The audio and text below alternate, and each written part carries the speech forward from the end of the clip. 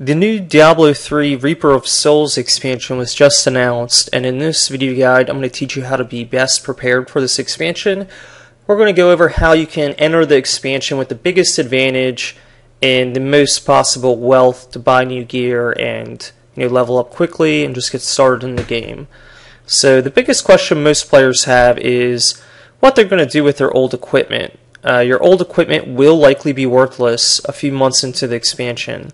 I mean, I can't guarantee that, but pretty much every other Blizzard game, and really any RPG style game, new expansion with new level cap means your old gear is worthless. And it's part of the cycle of the game. Like, you need to start over once in a while and get that fresh start.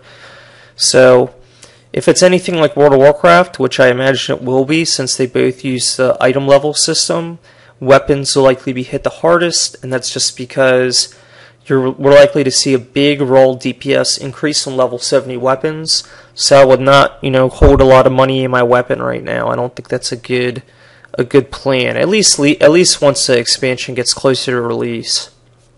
And I expect 5 or 6 stat items like rings and amulets will be much harder to replace and will stay valuable for longer. I mean, we don't know. Loot 2.0 might make everything that exists now worthless, but usually things like a ring that's got critical damage bonus, attack speed, like lifesteal, and like a good min-max damage average in your primary stat, that's going to be really tough to replace. Even a higher item level weapon or ring with just 3 or 4 of those stats is probably not going to be as good as the 6 stat ring. So those are going to hold on to their value a bit better, I expect. But regardless, I plan on selling my highest end items as soon as possible.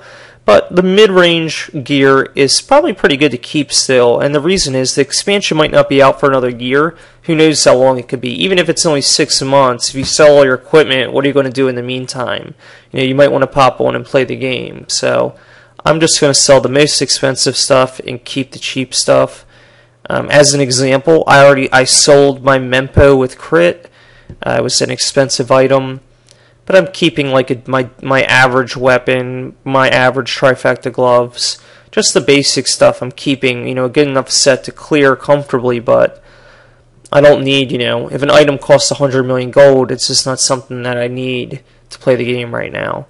And it's something that I don't think will hold value.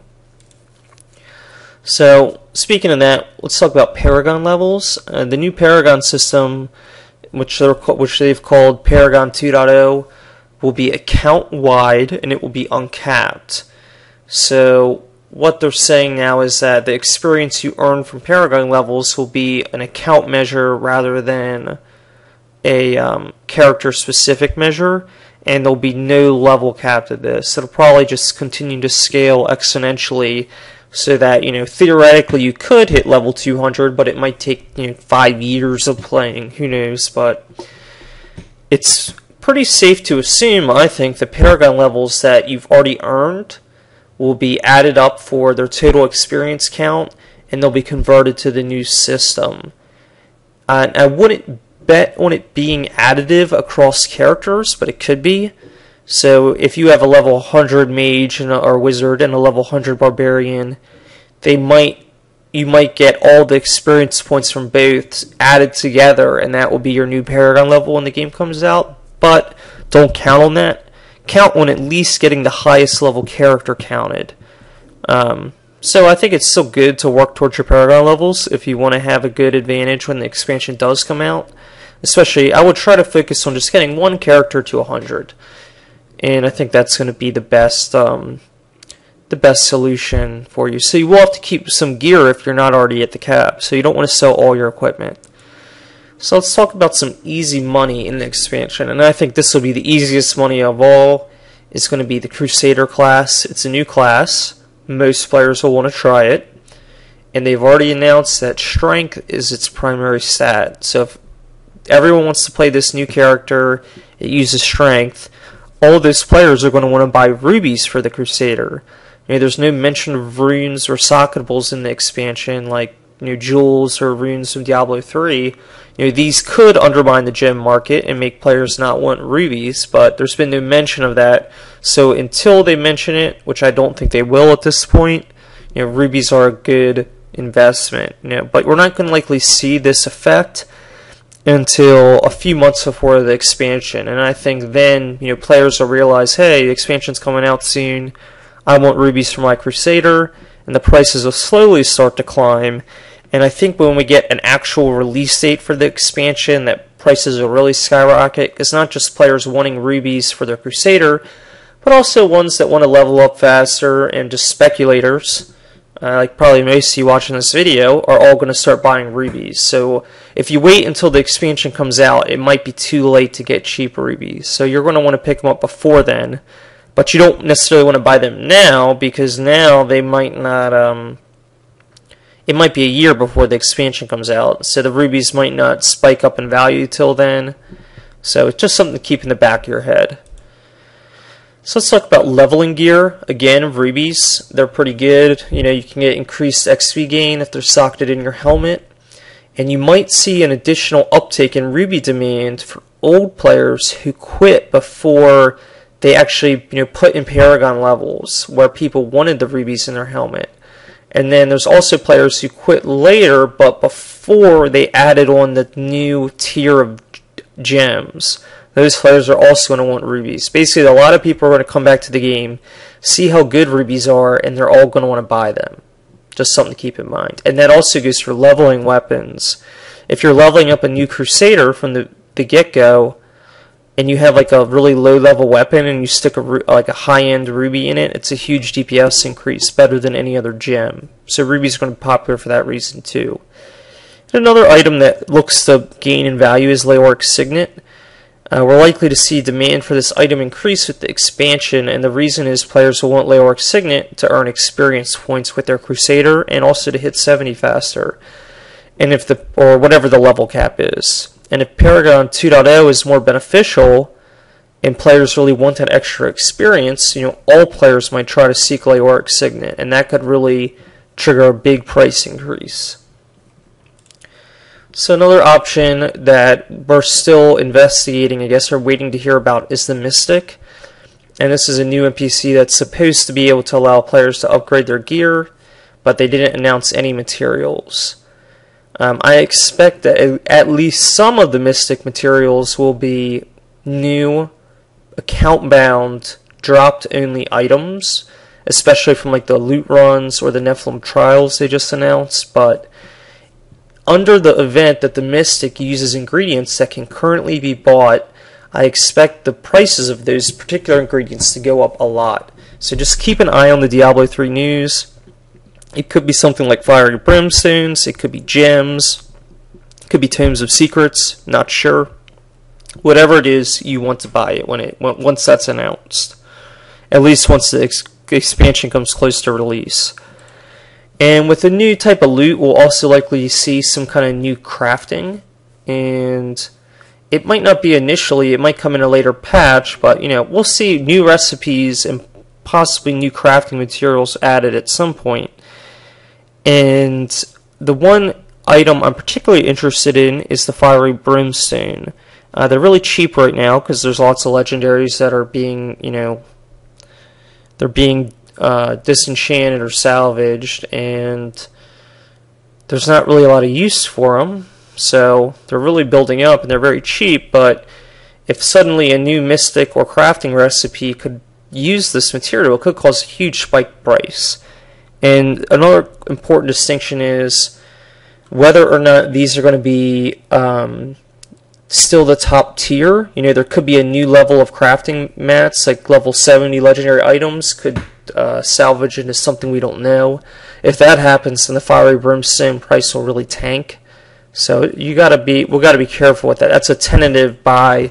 Maybe just put a little bit of your gold in fiery brimstones, but not an overwhelming amount. Okay, so let's talk about the new loot runs and Nephilim trials. They've said the new loot runs will be about these 20-minute runs designed for loot farming. If you only have 20 minutes to log on and play, you can log on and do a loot run rather than try to make a game under the current quest system. And we're guessing there's just going to be short dungeons with a boss or two at the end.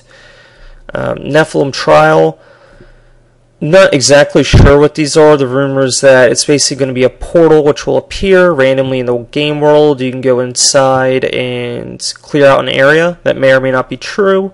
Regardless, don't sell all your equipment because these might come out before the expansion, and you'll want some gear to try these out. Because if they're a new source of recipes or crafting materials and aren't account bound, those materials will be really valuable. So if you like to farm it all for gold, go beyond just playing the auction house or crafting, you want some gear to try these out. So I just wanted to mention them. And so the real question is, if you're a player like me who isn't playing too much and you're just waiting for new content, where are you going to keep your wealth to get the most benefit, possibly the most gain, and at least protect against losing value from not playing? So as I mentioned earlier, all expensive gear should go, and you can put your gold in one of a couple areas. One is just gold, and the reason I mention it is because the rate at which players are finding new gold and as well as losing it to the auction house seems to be close to an equilibrium. Gold's holding onto its value decently, and if a ton of new players come back to the game with the expansion, there'll be lots more players per gold. All those players will be leveling up, finding items, so on and so forth. That will actually increase the value of gold. On the other hand, if these new loot runs or Nephilim trials make gold pickups easier to come by, it'll decrease the value. So we're still on the fence with that, but I think gold is a relatively safe investment right now. I don't think it'll go up a lot in value, but I don't think it'll fall much further, unless of course loot runs and Nephilim trials drop too much gold. So that's just something to keep in mind. Battle.net balance, and that's basically Battle.net balance does good when gold falls, and then it does bad when gold rises. So far in the game's history, gold almost never increases in value, so holding Battle.net balance has been a good. But like I mentioned earlier, if a bunch of old players return and you all flood the Battle.net balance to kickstart their characters, your Battle.net balance could actually lose value over time. Alternatively, if the new mechanics make gold really easy to get, your Battle.net balance will be more valuable over time. So it's probably a good idea to have some gold and some Battle.net balance, just in case one fluctuates wildly. Gems is a good place to keep your wealth. Returning players will not just want rubies, as mentioned, but really gems of all varieties, because players are coming back to the game. A lot of them have gold and will use their own personal money, and they'll find new items. But gems only come into the game so fast. So we won't see a major price uptick until the next expansion. And this could be aside from rubies. And the reason is players they won't find these gems immediately. And the only exception would be, one thing to watch out for with gems is that if if they add a new tier of drop gems, if you can suddenly find perfect gems instead of just full of square gems, then that could cause value to tank. At least if you're holding gems, it might be that they make a new tier of gems, and if you have a ton of old gems, that could decrease their value. So I wouldn't put everything in gems. Fiery Brimstone, sometimes the prices drop really low on these, and that just means that you can get some really cheap, and if they just happen to add in something new, they might really spike a lot in price. Fiery Brimstones were as much as a couple 100,000 gold a piece at a point, and now they can be found for as little as 3 or 4K at the right time. So that's like a 20 or 30 times increase. So with all that in mind, nothing's completely safe and nothing's without risk. So here's my plan, and I recommend you copy this for yourself. My first plan is to sell off all my high-end gear, and I've already sold, for example, my Crypt Mempo, as I mentioned earlier. And you can get a good gear set for less than 30 million in a slot. You should be able to gear out your character to clear the higher monster power levels for no more than 200 million gold. And that might sound like a lot to a lot of players, but really that's not very much. If you're following my gem crafting guide, you can get that quality of gear in less than a month. So keep that minimum set, but after that I would look to keep my wealth in something other than gear, at least until the expansion comes out, of course. And I would still keep a decent gear set to work on Paragon levels, and it also might help to have that gear set if they add in the loot runs or Nephilim trials before the expansion. I recommend holding some gold and some Battle.net balance, even if you don't spend money on the game. I don't. You can sell some of your gold and convert it into Battle.net balance. About equal split is going to be good for me. And I'll invest heavily into rubies and throw a little bit of gold at fiery brimstones. And I'm going to hold on to about 1 billion gold so I can make money leading up to the expansion pack, and buying and selling gems like I had mentioned before, or just flipping items. I want some gold to be able to continue to do that. So I'm going to convert about the same amount of money worth to Battle.net balance, like $20 worth of gold to Battle.net balance. And the rest of my gold after that I'm going to buy rubies with, and I'll throw like maybe 50 million into fiery brimstone, buy a couple stacks, but nothing too significant. So most of my effort again is going to be focused on the rubies. So that's it for this video. If we get more information in 6 months or something like that, I'll make a new video, but for now this is the plan, and I hope this was beneficial for you. I know that if you follow these strategies and stay up to date with the news, you can make definitely billions of gold coming into the new expansion, even if you're not currently a very rich player. So hope this video was helpful, and subscribe if you want to see some more. Like I said, I'll make a new video when we get more information.